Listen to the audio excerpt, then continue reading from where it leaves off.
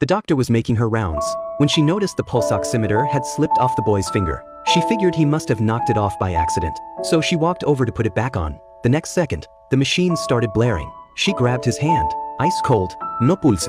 She hit the emergency button, started CPR, and called for help. A nurse rushed to the next room to alert the other doctors. She told them the boy in the observation room had flatlined, but everyone just stared at her. They had no idea there was even a patient in there. That's when Dr. Zheng suddenly remembered. The head nurse had told him there was a 16-year-old car accident victim in the observation room, but he was in the middle of saving a critical patient. So it slipped his mind, because when the boy first came in, he seemed fine. He called his mom, even played some games. No one expected him to suddenly collapse. Dr. Zheng realized something was wrong. He rushed to the observation room. The female doctor was still desperately doing CPR. Dr. Zheng watched, guilt written all over his face. He prayed the boy would make it, but there was no miracle. The boy didn't survive. His mother rushed to the hospital after getting the news. She couldn't believe it. Her son was just on the phone with her. How could he suddenly be gone? She was devastated, but more than that, she was furious. She called the hospital director and told him to get down there. That's when everyone found out. This woman wasn't just any parent. She was a government official in charge of the hospital's budget.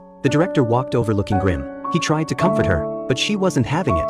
She demanded to know why no doctor examined her son immediately. She believed the doctors had neglected their duties, left her son unattended, and let him die. Dr. Zheng heard this. He couldn't even lift his head from the shame. If only he had been more careful, maybe the boy would still be alive. Just as the woman was about to sue the hospital, the head of the trauma center walked in. He told her son wasn't abandoned. He was triaged to be seen later.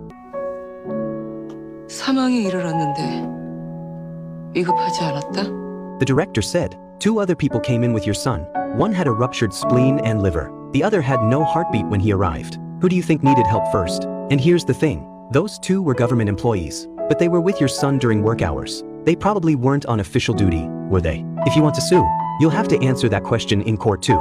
The color drained from her face. In the end, she took her son's body and left the hospital without a word.